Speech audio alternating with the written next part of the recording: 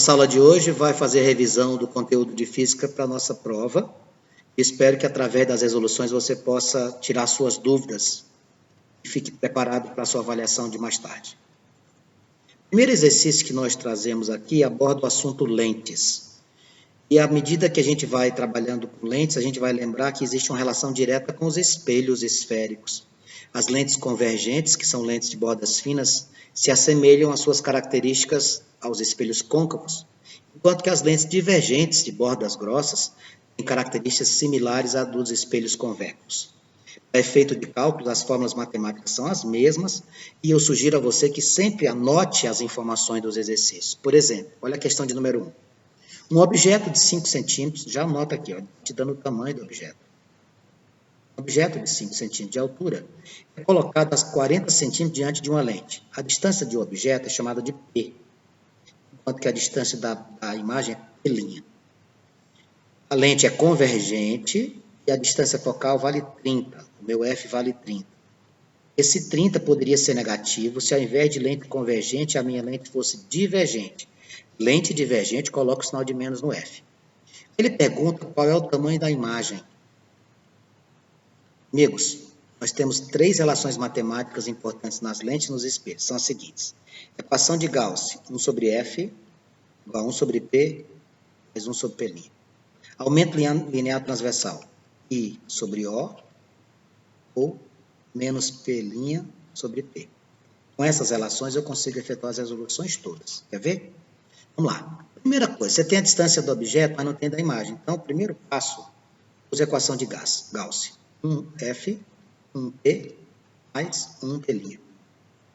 1 sobre 30 igual a 1 sobre 40, mais 1 sobre P'. Vou jogar esse 1 sobre 40 para o primeiro membro com o sinal trocado. Vai ficar 1 sobre 30 menos 1 sobre 40 igual a 1 sobre P'. E vou fazer o mínimo. Vou tirar o MMC entre 30 e 40, que é 120.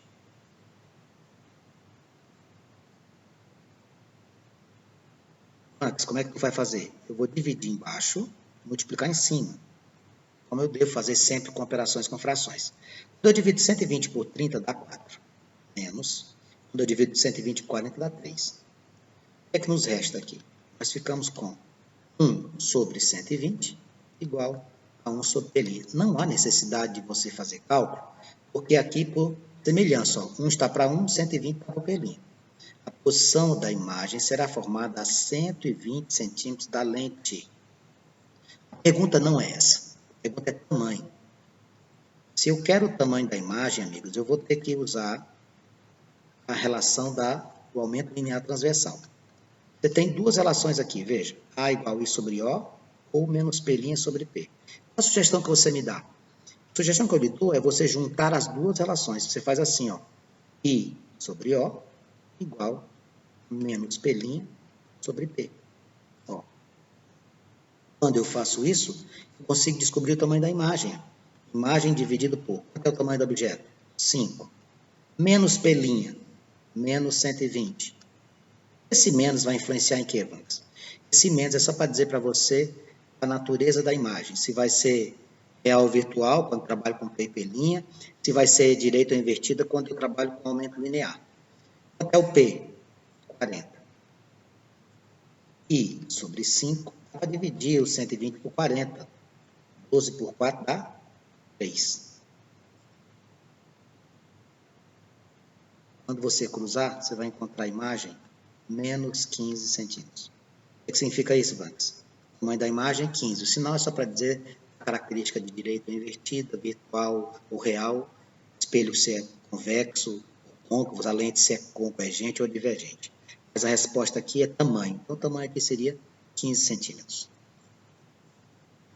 Questão de número 2, ele diz o seguinte. Coloca-se um objeto a ser observado entre o foco e o centro óptico de uma lente convergente. Qual o tipo de imagem formada? Eu vou fazer o seguinte para você. Nessa questão, eu vou fazer um resumo com todas as possibilidades de formação de imagem do espelho da lente convergente, que aí você não esquece e qualquer questão que aparecer dessa, e vai aparecer, você não erra. Vou colocar as flechinhas para fora, para representar as bordas finas. Vou traçar o eixo principal aqui e vou colocar aqui. Isso aqui é o centro óptico. Aqui é o meu foco, aqui é meu anteprincipal. Os objetos, aqui é uma lente convergente, os objetos podem ser colocados em 5 posições diferentes. Presta atenção. Eu posso colocar aqui, antes do anteprincipal, posso colocar em cima dele, posso colocar entre ele e o foco, posso colocar sobre o foco e entre o foco e o centro óptico. Max, o que você vai fazer? Vou te mostrar as 5 possibilidades.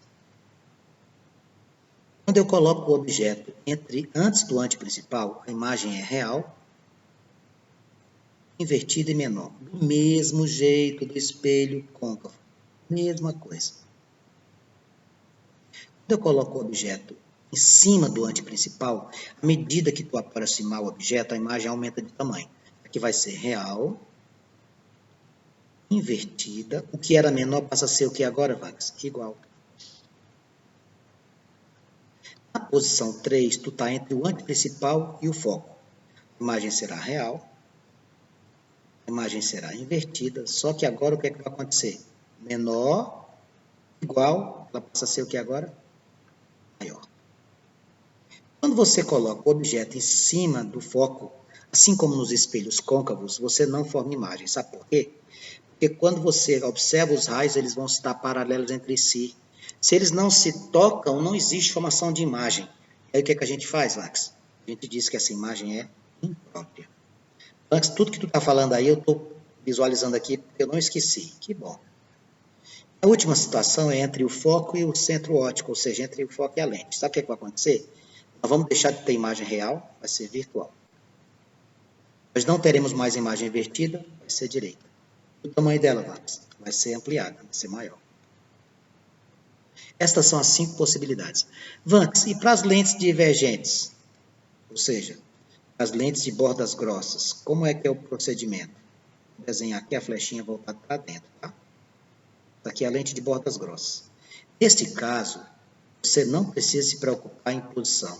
A imagem será sempre a mesma coisa. Isso aqui é a lente que resolve o problema do míope, como eu. Ela sempre será virtual, imagem direita, menor. Lembra da analogia que eu faço com o espelho convexo? O espelho convexo não faz isso aqui também? As lentes de bordas grossas só faz isso. Igualzinho espelho convexo. Agora vamos voltar ao texto. Coloca-se um objeto a ser observado entre o foco e o centro óptico. Qual é a posição que ele está ocupando entre as que eu te apresentei? Ele está aqui na posição 5. Concorda? Nosso amiguinho aqui está na posição 5. Ele está entre o foco e o centro óptico. Qual o tipo de imagem que ele forma? Virtual, direita e maior. Virtual, direita, maior. Não esqueça desse resumo, ele é muito útil. Questão de número 3. Ana foi ao oftalmologista e lá recebeu a explicação que seu olho possuía uma anomalia. E se resumia basicamente em formar as imagens antes da retina. O médico falou para ela, só Ana, tu tem um problema aí. Teu olho forma imagens antes da retina. Ana, estudante do 2º ano do ensino médio do Colégio Professor Vanx, por que você não colocou o 3º? Porque o 2º é normalmente onde você estuda esse assunto. Ana, estudante do 2º ano do ensino médio do Colégio Professor Vanx, surpreendeu o oftalmologista, quando antecipadamente citou a anomalia e o tipo de lentes que corrigia o seu problema de visão. Olha que interessante. A Ana virou para o médico assim, eu tenho imagens que se formam antes da retina, então eu já sei o que é que eu tenho e que tipo de lente que o senhor vai fazer usar. Vamos fazer aqui um desenho. Vamos imaginar aqui o globo ocular, vamos colocar aqui o cristalino. A retina é aqui. Esse é o lugar para a imagem ser formada de maneira correta. Algumas imagens são formadas aqui, pós-retina. Quem faz isso tem hipermetropia. Algumas imagens são formadas aqui, antes da retina. Quem faz isso tem miopia. Então, no caso da Ana, a anomalia dela, como a imagem é formada antes da retina, é a miopia. Franks, como é que se corrige miopia? Amigos, a correção de problemas com a miopia, de imagens formadas antes da retina, a lente para a correção é a lente divergente. Essa lente divergente é aquela que tem bordas o quê? Grossas. Bordas grossas. Essa lente aqui, ó. Quem tem hipermetropia, se a Ana tivesse hipermetropia, qual era o procedimento para analisar? Hipermetropia, forma imagem depois da retina, usa lente convergente e as bordas seriam finas. Questão número 4. A posição de um objeto até uma lente convergente, aqui é até, é de 1 metro. Então, a distância do objeto, que é P, vale 1 metro. Considerando a distância focal da lente 20 centímetros, o F é 20. Positivo ou negativo? Positivo. Por quê? A lente é convergente. Qual é a posição da imagem? Bom, equação de Gauss. 1 sobre F. 1 sobre P. Mais 1 sobre P'. 1 sobre 20. É 1 sobre 100. Por que 100, Vax? Eu não posso trabalhar com duas medidas distintas. As unidades devem ser semelhantes. O metro tem 100 centímetros. Mais 1 sobre P'. Se eu não colocar isso, estava errado. Joga essa criança para o primeiro membro com o sinal invertido. Vai ficar com 1 sobre 20 menos 1 sobre 100 igual a 1 sobre P'. Tire o mínimo. O mínimo entre 20 e 100 é 100. 100 dividido por 20 dá 5. 100 dividido por 100 dá 1. 5 por 1 menos 1 dá 4 sobre 100. Igual a 1 sobre P'. Você pode simplificar ou cruzar. Se 4P' vale 100, qual a posição da imagem? 100 dividido por 4. A posição da imagem em relação à lente considerada, 25 centímetros. Questão número 5 fala sobre o atleta Patrício que correu 4 km para o norte, em seguida correu 3 km para o leste. Determine o vetor resultante da situação citada e faça a sua representação gráfica. O vetor resultante seria o vetor de deslocamento. Então, o que é que o Patrício fez? Correu 4 km para o norte. Então, está aqui. 4 km para o norte. Depois, 3 km para o leste. Está aqui. O vetor de deslocamento é esse, amigo. É a distância de onde você saiu até onde você chegou. Esse vetor de deslocamento, ou vetor resultante, ele pode ser obtido quando a gente trabalha com figuras geométricas como o triângulo e retângulo, através do teorema de Pitágoras. Só para a gente relembrar, vetores do mesmo sentido, você faz a adição, vetores em sentidos opostos, você faz a subtração, vetores perpendiculares, você faz Pitágoras. Então, vai ficar assim, ó. Vetor resultante ao quadrado vai ser igual a 3 ao quadrado mais 4 ao quadrado. A ordem não importa. O vetor resultante vai ser igual a raiz quadrada de 9 mais 16. O vetor resultante vai ser a raiz quadrada de 25, que é mais ou menos 5, mas para efeito de vetores eu vou considerar só o valor positivo. Aqui está a representação, aqui está a intensidade do vetor resultante.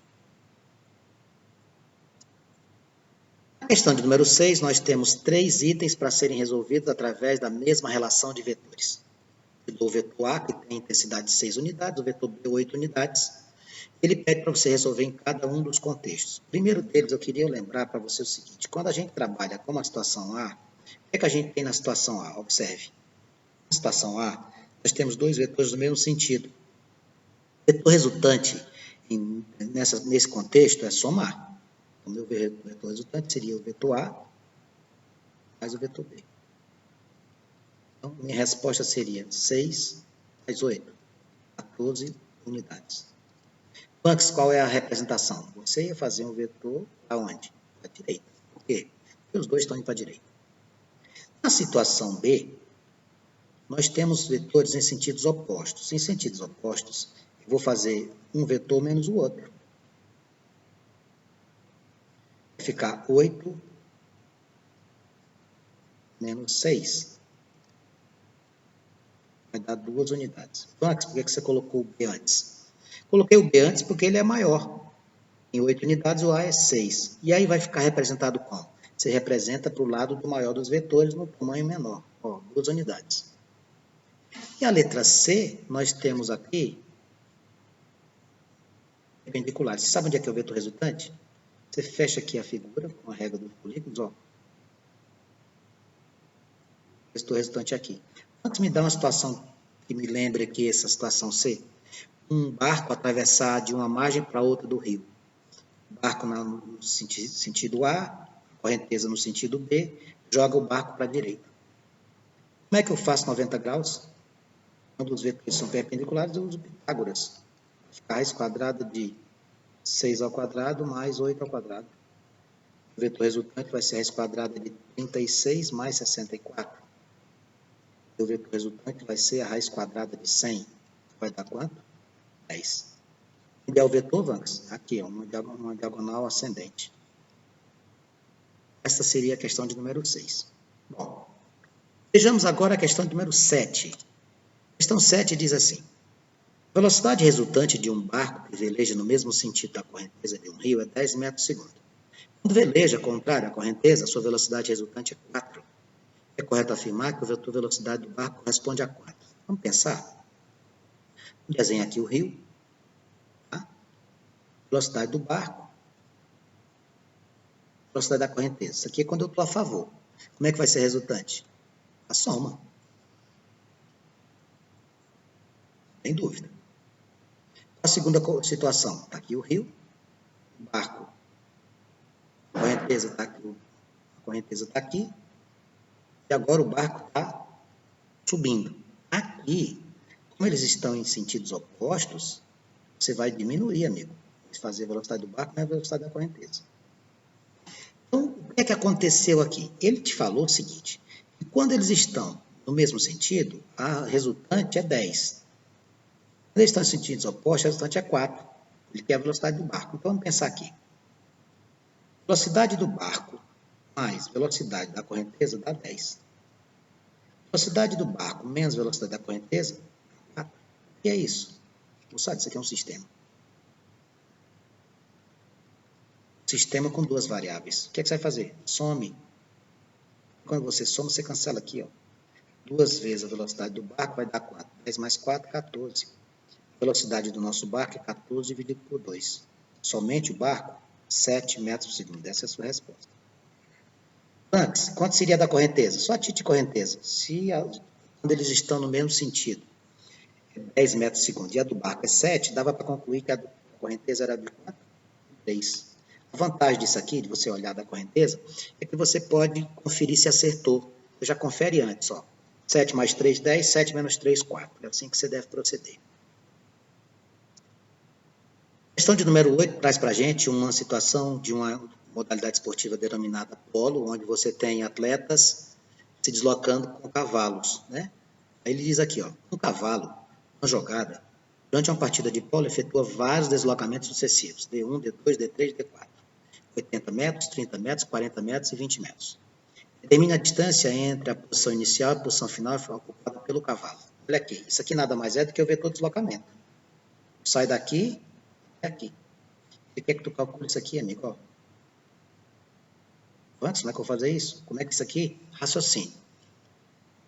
Procura pensar da seguinte maneira. Isso aqui é uma figura geométrica conhecidíssima. Qual? Olha aqui o que eu vou fazer.